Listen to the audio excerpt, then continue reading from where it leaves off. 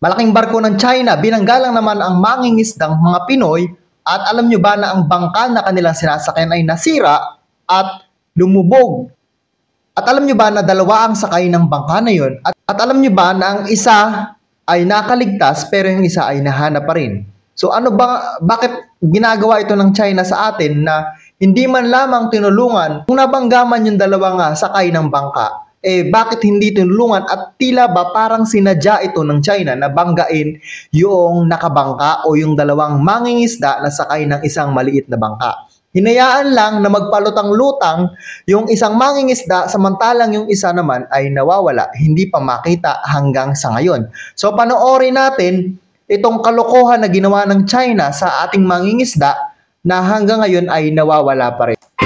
Nawawala ang isang mangingisdang Pilipino matapos banggain ang sinasakyan niyang bangka ng isang barkong galing umano sa China.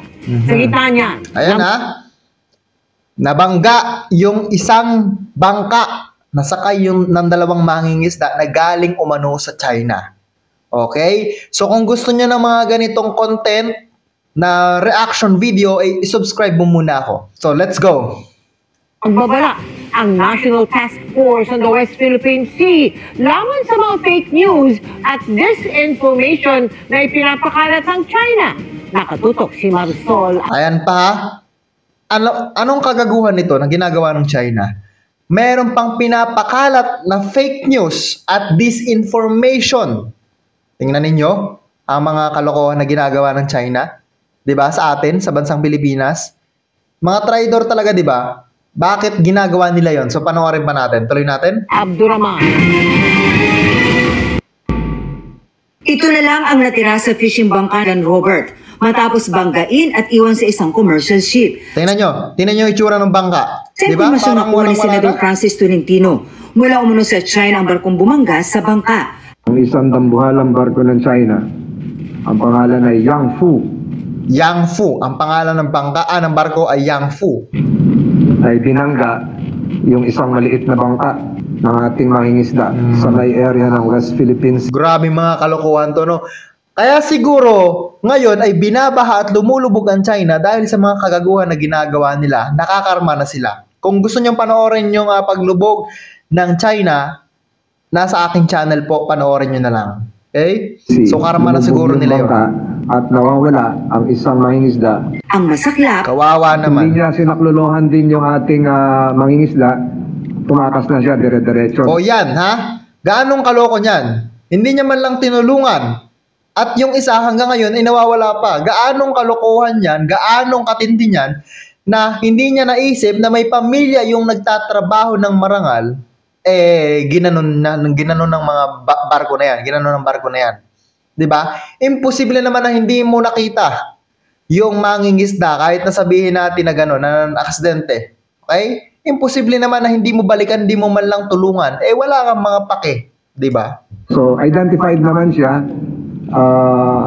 Malamang-lamang ito ay commercial vessel. Commercial vessel. Commercial vessels ito, ha? Hindi Coast Guard nila, hindi siya. sa impormasyon ng Philippine Coast Guard, nangyari raw ito noong July 3, 2024. Mahigit July 3, 2024. Ngayon ay July 10 na. So meaning, isang linggo nang nawawala yung ating mangingisda na hanggang ngayon hindi pa nakikita. 60 nautical miles mula sa Sampaloc Point sa Subic, Zambales. Napakalapit. Sakay daw ng bangka ang magkapatid na Robert at Jose Mondoñedo. Nawawala si Jose habang nakaligtas si Robert. Buti na lang. Na 3 araw kumapit sa kanilang payaw o yung palutang na pang-akit ng isda bago siya na-rescue ng isa pang bangka. Pinaghahanap pa rin ngayon ang nawawalang mangingisda. Sa gitna nito, pumalag naman ang... Okay, so gaanong kalupit ng ginagawa ng China sa atin, no? Gaanong katindi na ginagawa? Dapat bang i-boycott na talaga yung China, yung mga Chinese sa bansang Pilipinas? Pero ang gusto ko lang sabihin, napakahirap naman siguro na i-boycott yan. Alisin ang mga ang mga Chinese sa Pinas. Alam niyo kung bakit? Kasi napakaraming mga negosyante sa bansang Pilipinas, hindi natin maitatanggi na halos lahat ng mga negosyo ay pagmamay-ari ng mga Chino. Okay? So kaya ganun na lamang katakot yung ating gobyerno na paalisin, i-boycott yung mga Chino. Okay? Kasi malaking impluwensya, malaking dagok sa atin kapag nawala ang mga Chinese. Kaya ganun na lamang nilang mambuli, ganun na lang mamaliit sa ating mga Pilipino dahil alam nila na walang kalaban-laban ang mga Pilipino sa kanila dahil sa kanilang pera, dahil sa kanilang kayamanan, at dahil sa kanilang kapangyarihan. So hindi natin masisisi ang ating gobyerno kung bakit hindi pwedeng iban ang mga Chino. Wala silang mga puso, hindi man lamang nila tinulungan yung isa nating mangingisda.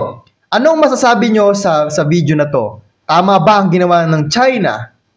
I-comment nyo nga sa comment section at ng aking mabasa sa susunod kong video.